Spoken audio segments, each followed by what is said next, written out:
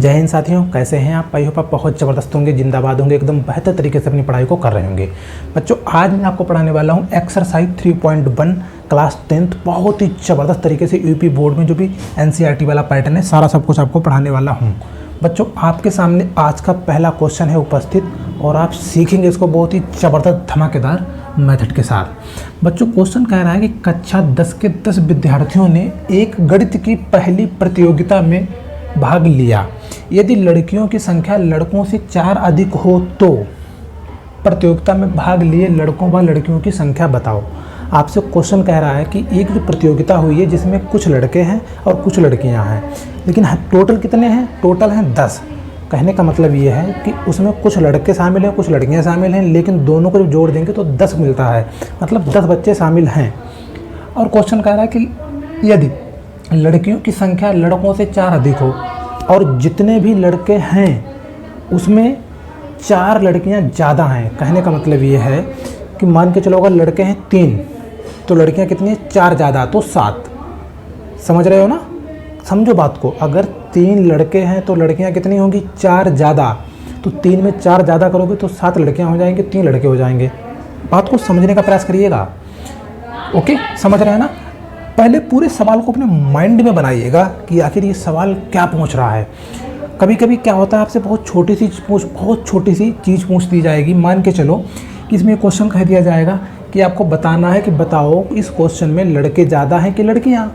अगर आप क्वेश्चन को समझेंगे नहीं माइंड में तो आप बता नहीं पाएंगे इतनी छोटी सी बात, जबकि ये बहुत छोटी सी बात है, बहुत छोटी सी बात है। बच्चों चलो देखो, छोटी बात कैसे? मैंने आपसे क्या बोला कि लड़के ज़्यादा हैं कि लड़कियां। आपके दिमाग में तुरंत आना चाहिए कि लड़कियों की संख्या लड़कों से 4 अधिक हो। लड़कियों की संख्या जो है वो 4 अधिक है, इसका मतलब है कि लड़कियां ज़्यादा हैं।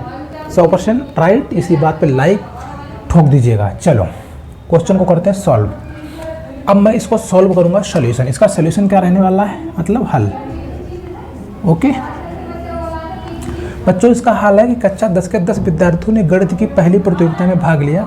यदि लड़कियों की संख्या लड़कों से 4 अधिक हो तो मैं मान लूँगा मैंने क्या मान लिया? माना लड़कियों की संख्या कितनी है? लड़कियों की संख्या बच्चों कितनी संख्या हो जाएगी? x। मैं मान रहा हूँ क्योंकि मेरे को पता नहीं है। मैंने मान लिया है लड़कियों की संख्या x है। अब मैं मान लूँगा लड़कों की संख्या कितनी है। माना लड़कों की संख्या आप बताओ बच्चों। मैंने लड़कियों की संख्या x मान ली तो लड़कों की संख्या मैं y मान सकता हूँ। कोई दिक्कत, कोई परेशानी नहीं होनी चाहिए यहाँ तक। अब देखो, उसके बाद में प्रथम शर्त क्या कह रही है बच्चों? प्रथम शर्त कह रही है कि 10 विद्यार्थियों ने भाग लिया। ठीक है, प्रथम शर्त 10 विद्यार्थियों ने भाग लिया। प्रथम शर्त यहाँ पे रहने दो, पहले 10 विद्यार्थियों ने भाग लिया। कहने का मतलब ये है कि जो लड़कियां हैं और लड़के हैं दोनों मिला के कितने हैं? 10। तो मैं इनको जोड़ दूंगा x + y। यही तो कह रहा है, लड़कियां और लड़के कितने हैं? 10 हैं। तो लड़कियां प्लस लड़के कितने हैं? 10 हैं। ये समीकरण एक बना लूँ? कोई दिक्कत, कोई परेशानी यहाँ तक? क्लियर? Okay, done. उसके बाद अब प्रथम शर्त अब रख लीजिएगा। प्रथम शर्त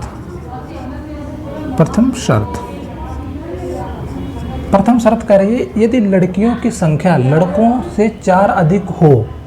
यदि लड़कियों की संख्या लड़कों से 4 अधिक हो, लड़कियां मैंने क्या मानी थी? x बराबर। अगर मैं लड़कियां और लड़कों दोनों को बराबर कर दूं बच्चों तो ठीक रहेगा कि नहीं रहेगा? ये लड़कियां हो गई, ये हो गए लड़के। अब क्वेश्चन क्या कह रहा है कि लड़कियों की संख्या लड़कों से 4 अधिक हो। लड़कियों की संख्या जो है वो 4 अधिक हो, मतलब लड़कियों की संख्या 4 अधिक है। यदि मैं 4 लड़के और बढ़ा दूं तो ये दोनों बराबर हो जाएंगे कि नहीं हो जाएंगे? आप सोचो, लड़कियों की संख्या है 4 अधिक, अगर मैं लड़कों की संख्या को 4 बढ़ा दूं तो ये लड़कियां और लड़के दोनों बराबर हो जाएंगे। अब ये देखो, ये लड़कियां हैं, बराबर में क्या है? लड़के अगर मैं 4 बढ़ा दूं, ये वाले 4 में बढ़ा दूं तो ये दोनों बराबर हो जाएंगे? बिल्कुल हो जाएंगे। तो मैं इसको 4 बढ़ा रहा हूँ क्योंकि ये तो लड़के हैं, ये लड़कियां हैं। भाई मैंने x बराबर लड़कियां माना है तो ये लड़कियां हो गई बराबर लड़के हैं 4 कम। अगर मैं 4 कम है तो अगर उनको 4 बढ़ा दूँ तो दोनों बराबर हो जाएंगे। उम्मीद करता हूँ मेरे सारे प्यारे साथी यहाँ तक क्लियर होंगे। अब देखो, ये x ये बाई है, बराबर के इस तरफ आएगा, बराबर के इस तरफ, तो माइनस का बाई हो जाएगा। बराबर में क्या बचा है 4, ये समीकरण 2। उम्मीद करता हूँ मेरे सारे प्यारे बच्चे यहाँ तक बहुत ही सिंपल भाषा में समझ गए होंगे। इससे आसान यूट्यूब पे नहीं मिलेगा आपको, इससे आसान नहीं मिलेगा। कंसेप्ट है बच्चों ये। अब देखो, अब मैं इसका, और इसमें क्वेश्चन बोला गया कि इसको तुमको ग्राफ भी बनाना है, ग्राफ के द्वारा बनाना है। ठीक है, चलो ग्राफ के लिए मैं क्या करूँगा, मैं इसके शून्यांक निकाल लूँगा, x और y। x या ऐसे कर लिए समीकरण 1 के लिए, यहाँ पे लिख सकते हो समीकरण 1 के लिए। ठीक है, समीकरण 1 के लिए x बटे y ऐसा करके। ठीक है, ओके। अब देखो समीकरण 1 के लिए मैं x की वैल्यू क्या रखूं। अब देखो यहाँ पे आपको x की वैल्यू जो भी आपके मन में आए, 1 2 3 4, जो भी आपके मन में आए आप रख सकते हैं। ठीक है, मैं रख रहा हूँ समीकरण 1 ये है। मैं इधर वाला रफ वर्क रहने वाला, रफ वर्क। ठीक है, रफ कार्य। मैं x बराबर कितना रख दूँ 2। मैंने x बराबर 2 रख दिया, तो यहाँ पे रखता हूँ 2 प्लस y बराबर 10। ठीक है, या कोई बच्चा कह रहा भैया 2 नहीं आप 3 रख लीजिएगा, 4 रख लीजिएगा, तो मैं 4 रख लूँगा,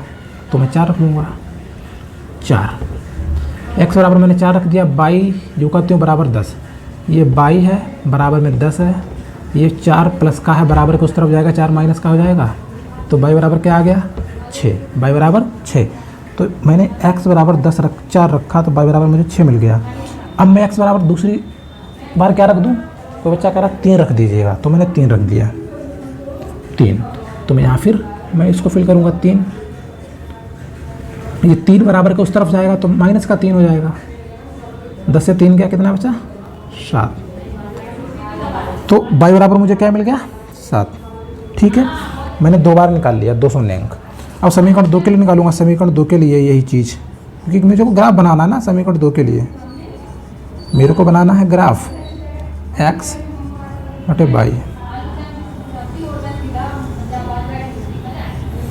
समीकरण 2 क्या है, x माइनस वाई बराबर 4। x माइनस वाई बराबर 4।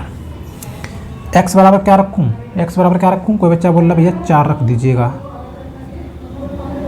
4, तो मैं 4 रख दूँगा। 4 माइनस वाई बराबर 4। ये 4 जो है 4, ये 4 प्लस का है बराबर किस तरफ आएगा, तो माइनस का हो जाएगा 4 बराबर, ये माइनस का y बराबर को उस तरफ जाएगा, तो प्लस का y।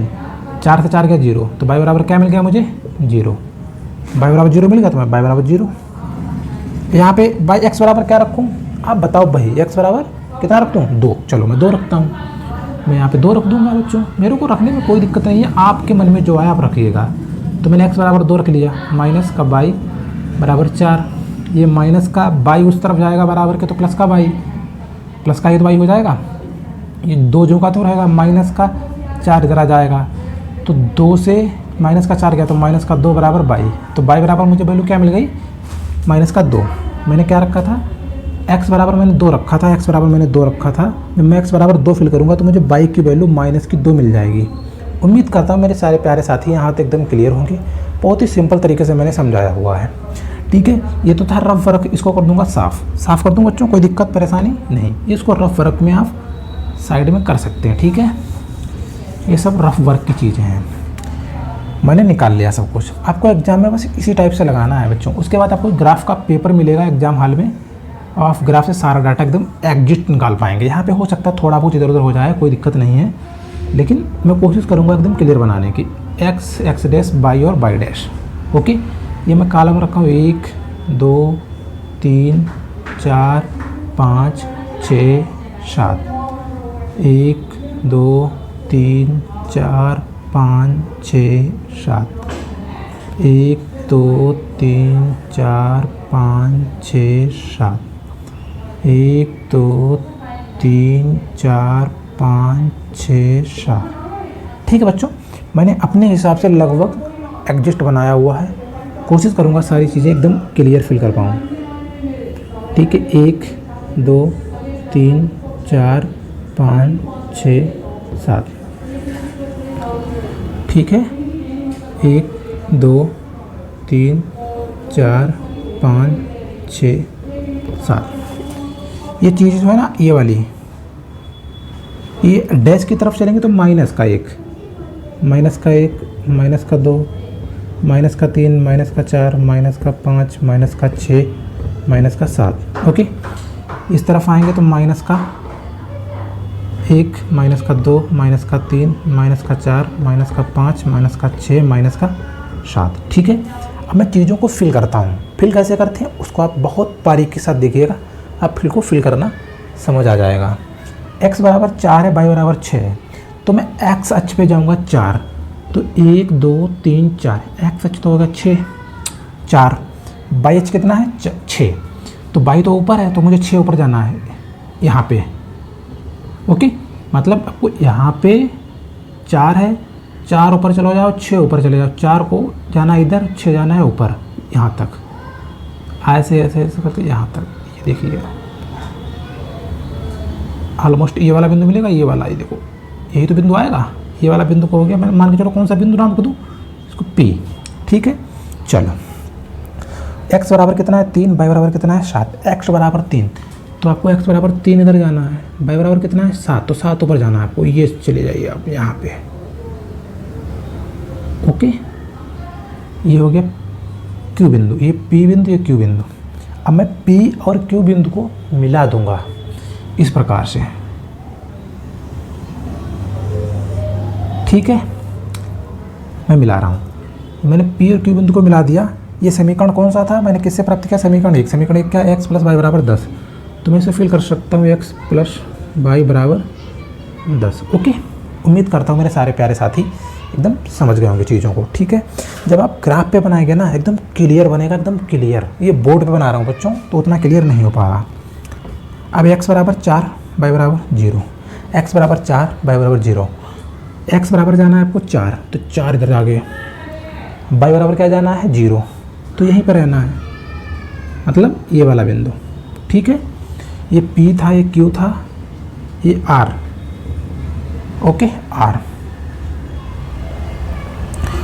x बराबर 2 था, y बराबर -2, x बराबर 2, x बराबर 2 ये हो गया, y बराबर -2, -2 y, तो ऊपर है प्लस नीचे है माइनस, तो माइनस का 2 यहाँ पर आ जाइएगा। ये तो इधर 2 तो ये जाना था, 2 माइनस में जाना था, तो ये वाला बिंदु हो जाएगा, ये वाला आ जाएगा ना। ये P Q R ये हो गया बिंदु S। मैं अगर दोनों बिंदुओं को मिला दूं तो कोई दिक्कत परेशानी, मैं इस वाले बिंदु को और इस वाले बिंदु को मिला दूं, इसकी तरह मिलाना पड़ेगा ना। मिलाता हूं मैं बच्चों, ठीक है, मिला रहा हूं ऐसे। ठीक है, जब आप ग्राफी पेपर में मिलाएंगे एकदम क्लियर मिला पाएंगे बच्चों, क्लियर। थोड़ा सा इधर उधर हो रहा है, आप समझ सकते हैं किस वजह से हो रहा है। ठीक है, मैंने मिला दिया। ये कौन सा समीकरण था, दूसरा क्या है, x माइनस वाई बराबर 4, तो मैं इसको लिख दूंगा x माइनस वाई बराबर 4। अब देखो इसमें मेन चीज़ क्या थी बच्चों कि जो पहली वाली और दूसरे वाली समीकरण जो है, ये पहली समीकरण, ये दूसरी समीकरण। पहली समीकरण तो ये हो गई, दूसरी समीकरण ये हो गई। ये दोनों समीकरण जहाँ पर काटेंगी वही उत्तर रहने वाला। यहाँ पर काट रही ना, ये कौन सा बिंदु है बच्चों, ये कौन सा बिंदु है, ये x अक्ष पे तो चले गए आप, कितना है 7, तो 7 पड़ रहा, तो 7 x अक्ष पे तो 7 हो गया। y अक्ष पे ऊपर जाओ तो 1 2 तो बच्चों नीचे आएगा यहाँ पे, लेकिन 2 से ऊपर है थोड़ा सा यहाँ पे। ये मान के चलो तीसरा वाला बिंदु यहाँ पे आता है, यहाँ अगर ये यहाँ पे होता तो 3 होता, लेकिन बच्चों ये यहीं पर है। ये वहाँ पर शो क्यों नहीं हो रहा है, क्योंकि मैंने ये पटरी की सहायता से नहीं बनाया है, मैं ऐसे ही खींच रहा हूँ ना। मेरे पास ग्राफ पेपर है ना कुछ है, ये कॉलम कोई थोड़ा सा बड़ा हो रहा है, कोई छोटा हो रहा है, उसकी वजह से ये थोड़ा सा ऊपर नीचे है। अन्यथा की स्थिति में ये बिल्कुल 3 पे आता, 3 पे यहाँ पे। ठीक है, तो मैं इसको 3 ही मानता हूँ। ओके, जब आप अपनी खुद कॉपी में बनाए होंगे जो प्यारे मेरे साथी, मेरे प्यारी बहनें, उनका एकदम करेक्ट आया होगा। ठीक है, चलो तो 7, ये बाई अक्ष पे क्या हो गया 3, तो 7 का मत 3, इसका राइट आंसर रहने वाला है। ये आपको ग्राफ बनाना है, सबसे पहले आपको ऐसे हल करना है, फिर ये करना है, और जहाँ पे बिंदु काटें वही मेरा रहने वाला है आंसर। उम्मीद करता हूँ मेरे सारे प्यारे साथी एकदम समझ गए होंगे। अब इसमें 7 क्या है, 3 क्या है, 7 क्या है, 3 क्या है, x अक्ष पे कितना आ गया 7, तो मैंने x बराबर क्या माना था, x बराबर लड़कियाँ, तो इसका मतलब ये 7 तो लड़कियाँ हैं, ओके, और 3 क्या हो गए, लड़के। उम्मीद करता हूँ मेरे सारे प्यारे साथी समझ गए, मतलब 7 तो लड़कियाँ हो गई, 3 हो गए लड़के। चलिए बच्चों, बिना देरी किए हुए चलते हैं क्वेश्चन नंबर 2 की तरफ। यदि इस क्वेश्चन मेरा समझ में आया हो, समझाने का तरीका समझ में आया हो, तो प्लीज़ बच्चों इस चैनल को सब्सक्राइब कर दें, अपने दोस्तों के साथ शेयर कर दें। चलिए दूसरे क्वेश्चन की तरफ।